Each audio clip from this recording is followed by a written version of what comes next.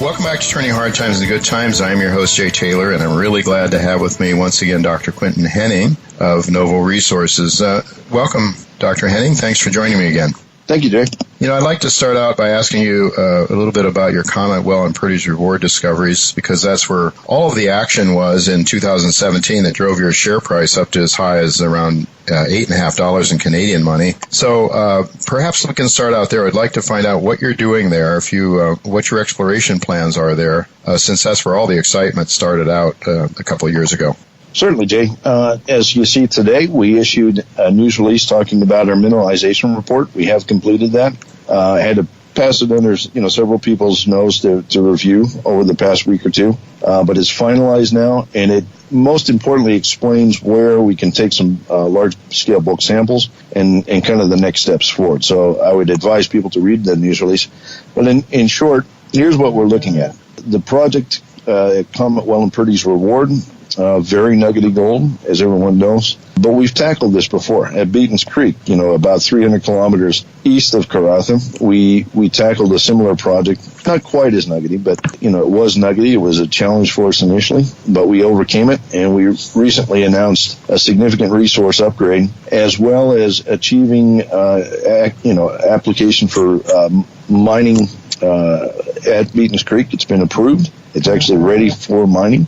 And our mining lease has been approved as well. So these are kind of seminal steps for us. Karratha, we see a similar path now to what we undertook at Beaton's Creek. We do anticipate doing a large-scale bulk sampling program similar to the one we did at Beaton's Creek a couple of years back. We can see that as providing the technical input that we need to really understand the deposit, understand grades, understand processing techniques, so forth. But it also could help us potentially lead to putting a resource to Karratha, which is very important here. So, we see a similar path. We've done it before. We're ready to go to the hard yards, and we're very excited. We also have some work going on right now, some mapping that extends the strike of the conglomerates at Purdy's Reward and Comet Well. Mm-hmm. We've also found some mineralization, and fairly high-grade mineralization in the basement. So the picture is morphing, but it's growing, and we anticipate quite a bit of progress this year. Don't forget ore sorting. Ore sorting will be a very important component of the work going forward. We see that as a critical technique that will be of value. That's very exciting, actually. The ore sorting could just be dramatically. It could dramatically improve the economics, I should think, there, especially not so much, I guess, at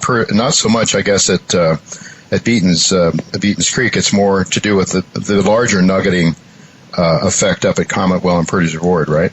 That's correct. We did our test work late last year, announced some news releases early this year that talk about the success of that ore sorting technique. And it's just astonishing, to see a machine that can actually pick gold particles or pick rocks with gold particles embedded in them out from, a huge amount of waste material. So, we see a great deal of promise. I'd advise people to read the news release that we issued today, because it talks about the potential benefits we could see from ore sorting and how we could implement grade control at Comet Well and Purdy's Reward as well. This is a challenging deposit. How do you define the boundaries of it? Well, if you're putting rock through on a continual basis, you can actually use the computer that's driving the ore sorting process to help you quantify grades, almost instantaneously. It's kind of a instant feedback type approach, but quite frankly, I don't know of any other deposit, at least gold deposit, that uses a similar approach. They might do it with diamonds. I don't know. Mm-hmm. But this is very innovative. Very innovative. I mean, it just stands to reason if a really large, I don't remember what the sort of percentages were, but the vast quantity of rock was barren, did not have gold in it, but was able to take out a very small percentage of that mass that had gold. And so if you could leave the barren rock behind and just, concentrate the high grade, wow, what an improvement, what a cost reducer that would be. Well, I know that, go ahead. I say that's right. That's correct. Yeah, you cut your teeth then at Beaton's Creek. and you learned an awful lot about conglomerate gold and how it was, in a way, it was really quite good because it wasn't nearly as nuggety, but quite nuggety at Beaton's Creek, and that really helped prepare you for an even more nuggety project over there at Comet Well and Purdy's Reward. So so what might we expect from those two projects? What kind of news might we expect then going forward over the next several months from Beaton's Creek and Karratha? Sure. At Karratha, what we expect is final plans for bulk sampling, large-scale bulk sampling. The reference that's made in today's news release gives people a sense of what scale we're looking at. It's on the order of 100,000 tons. We do have sample sites identified from the mineralization report. And by the way, the mineralization report is not a 43101 compliant report. We cannot publish that, but we are updating the 43101 report for Karratha based on the information that's in the mineralization report, and that'll be issued in the not-too-distant future. But it'll show the 5 recommended areas for bulk sampling. At Karratha, we'll figure out. Right now, believe it or not, it looks like the best way to proceed there is not necessarily go the mining lease application route first. I think we can pull this off by working with the mayors in Western Australia, see if we can achieve the bulk sampling through another avenue. So that's very positive. We also have to do a little bit of additional work on the ore sorting to get kind of an optimal scenario for ore sorting worked out. What we're doing there is we're looking at how to treat the finer grain material. That when they crush it, there's a fraction of material that's, say, less than 6 or 8 millimeters in that size range that we're looking at how to treat that material. And we have made some headway there. And then at Beaton's Creek, like I said earlier, we've got now our mining application's been fully approved, so it's ready. It's basically dressed up and ready for the dance. We're doing this option study at the moment. We're looking at various scenarios about how to treat Beaton's Creek. And quite frankly, the resource that we announced is nearly twice the size of the resource back in 2015, say, that we announced then. And, we see that as a seminal step to building something that's larger scale, more sustainable, over the long term. It's, more of a conventional project, we'll call it. So we're very excited about the advancements we've made there. Yeah, and I think you still have some exploration potential there at Beaton's Creek. Correct, yes. All right. I'd like to ask you about Egina, because you haven't said anything yet about Egina. And correct me if I'm wrong, but it seems to me that might be the target, the one of those 3 projects that might have the most immediate gratification in terms of maybe cash flow. I don't know. You're going to do some bulk sampling there? That's correct. Look, we put out a news release updating activities at Egina about a week ago. Like you said, it's slow-hanging fruit. I mean, this is an interesting project. It's basically a gravel horizon that sits right at the surface. We've now done some work that indicates it's a fairly flat, continuous sheet of gravel. It's gold-bearing. We hope it's gold-bearing consistently throughout, or at least to a degree that one could mine it.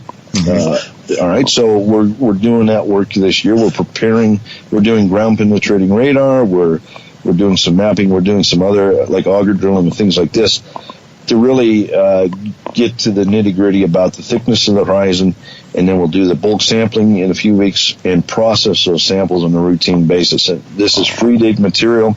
It sits right at surface. We're tackling an area that's already actually been disturbed there at the edge of the mining lease. This was an area that the gentleman who owned the property before us did some metal detecting not too long ago. So we have access to a pretty big swath within the existing mining lease. Really what we want to get out of this exercise is establish all the protocols for defining a resource on this nuggety gold, but also, get some sense of how we can mine it and that too. It's an interesting project because it's really exploration combined with an element of, bulk sampling that could ultimately lead to ideas about how we could process it on a commercial basis. It's a gravity recovery, a very coarse gold. If people want to get a sense of the gold that we're dealing with, I'd advise them to look back at the news release from December of last year where we talk about the grade from the initial bulk sample. You can see the photographs of the gold that was recovered. These are very coarse grain stuff. These are nuggets on the order of 2 millimeters or greater. At least the bulk of the gold is.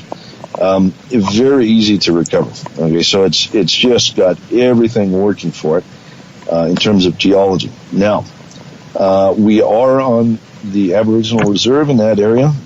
This reserve extends over the edge of a mining lease, but the mining lease, as most people know, we've got that carved out. That's ours. It's a long-term lease with the government. We've got all the exploration ground around it tied up.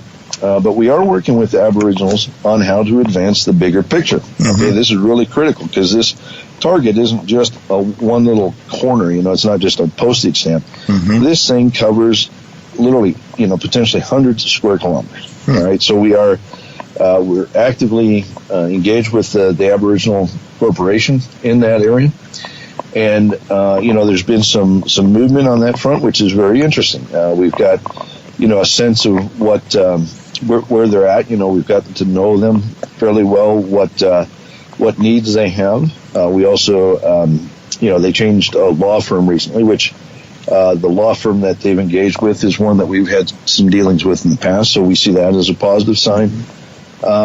There's a lot of things working for us there. We do see making headway over the next few weeks or even few months on that front, and being able to expand out from the mining lease onto the exploration ground around us. And that's critical at Egina. If we show the world that this sheet of gravel contains gold over a broad area, I think it will really open up people's eyes, and they'll realize how important this asset is. So how soon do you think we might start getting a picture of the consistency or lack thereof of gold mineralization in this deposit? Sure, will we know a lot more in the next few months?